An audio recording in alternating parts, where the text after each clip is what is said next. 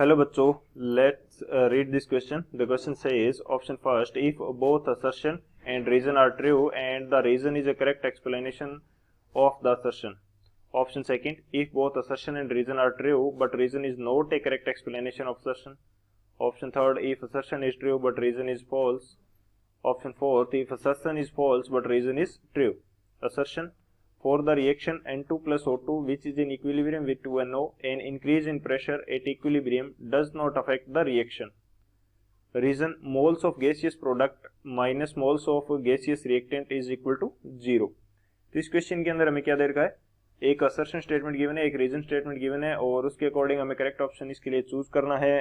Assertion statement के अंदर हमें एक रिएक्शन दे रखी है N2 plus O2 which is in equilibrium with 2NO, और इसके लिए हमें बोल रखा है कि प्रेशर के अंदर इक्विलिब्रियम के ऊपर कोई भी चेंज करें तो जो इक्विलिब्रियम के ऊपर कोई भी इफेक्ट नहीं होगा. रीजन इसका क्या दे रखा है कि जो number of moles of gases है वो प्रोडक्ट एंड रिएक्टेंट दोनों साइड के अंदर इक्वल है.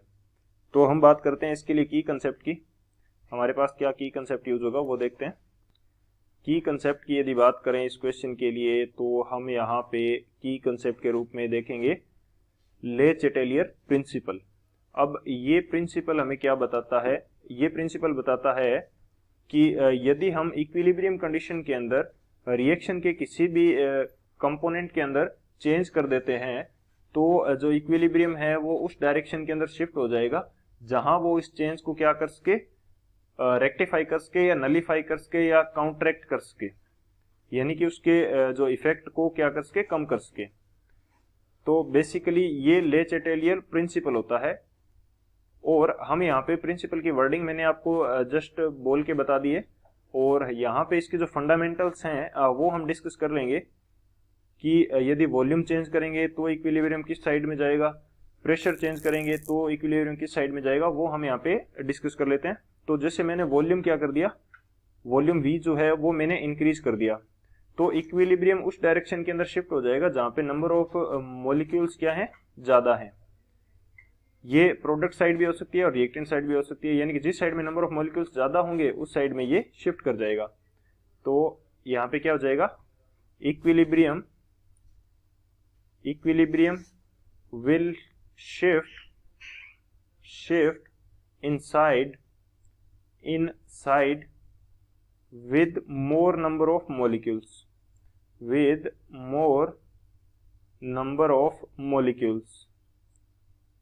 तो मोर नंबर ऑफ मॉलिक्यूल्स की तरफ क्या हो जाएगा, शिफ्ट कर जाएगा. अब हमारे पास मैंने मान लो प्रेशर इंक्रीज कर दिया, तो प्रेशर इंक्रीज करेंगे तो इक्विलिब्रियम किस डायरेक्शन के अंदर शिफ्ट कर जाएगा, उस डायरेक्शन में शिफ्ट करेगा जहां पे नंबर ऑफ मॉलिक्यूल्स क्या है, कम है. तो इक्विलिब्रियम विल शिफ्ट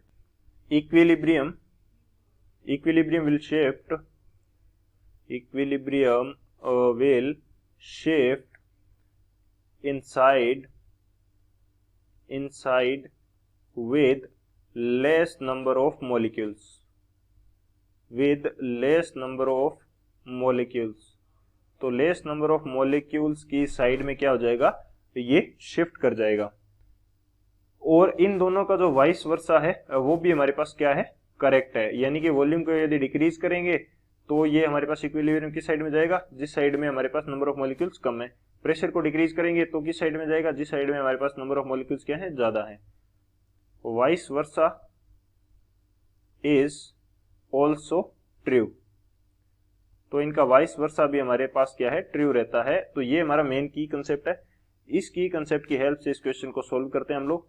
सॉल्यूशन की यदि बात की जाए तो सॉल्यूशन हमारे पास क्या रहने वाला है इस क्वेश्चन के लिए, हम बात कर रहे हैं, हमें इक्वेशन दी गई है N2 plus O2 which is in equilibrium with 2NO और इसके सभी कंपोनेंट्स क्या है, गैसेज है. नाइट्रोजन भी गैस है, ऑक्सीजन भी गैस है एंड जो NO है वो भी हमारे पास गैसीय स्टेट में है. अब हमें बोल रखा है कि प्रेशर जो है वो इंक्रीज कर दिया, प्रेशर को क्या कर दिया, इंक्रीज कर दिया. तो इक्विलिब्रियम कहाँ शिफ्ट होना चाहिए, जिस साइड में नंबर ऑफ मॉलिक्यूल्स कम है, लेकिन यहाँ पे नंबर ऑफ मॉलिक्यूल्स क्या है, डेल्टा N की यदि बात करें तो नंबर ऑफ मॉलिक्यूल्स दोनों साइड कितने हैं, एक साइड में 2 मोल है गैस के, दूसरी साइड में भी नाइट्रोजन का 1 मोल और ऑक्सीजन का 1 मोल यानी कि 2 मोल है. तो 2 - 2 यानी कि नंबर ऑफ मॉलिक्यूल्स इनमें कोई डिफरेंस ही नहीं है. जब डिफरेंस ही नहीं है तो इक्विलिब्रियम पे कोई इफेक्ट नहीं होगा। No effect on equilibrium, no effect on equilibrium, equilibrium के ऊपर कोई भी इफेक्ट नहीं होगा। इसके पीछे का रीजन क्या है? रीजन ये है कि हमारे पास डेल्टा एन की जो वैल्यू है, दोनों साइड में गैसेज है, तो या तो मैं डेल्टा एन बोल दूं या डेल्टा एन जी बोल दूं, number of difference between number of molecules of gases, तो वो हमारे पास क्या है? 0 है दोनों साइड में। तो प्रोडक्ट की साइड के जो मॉलिक्यूल्स हैं वो भी 2 हैं और रिएक्टेंट की साइड के जो मॉलिक्यूल्स हैं वो भी 2 हैं। तो हमारा जो असर्शन है वो भी करेक्ट है एंड जो रीजन है वो भी करेक्ट है, और रीजन क्या है इस असर्शन के लिए? करेक्ट एक्सप्लेनेशन भी है। तो कौन सा ऑप्शन हो जाएगा हमारे पास? जो ऑप्शन फर्स्ट है, both assertion and reason are correct and reason is the correct explanation for assertion. So option first is the final answer. I hope you understood it well. Best of luck. Thank you.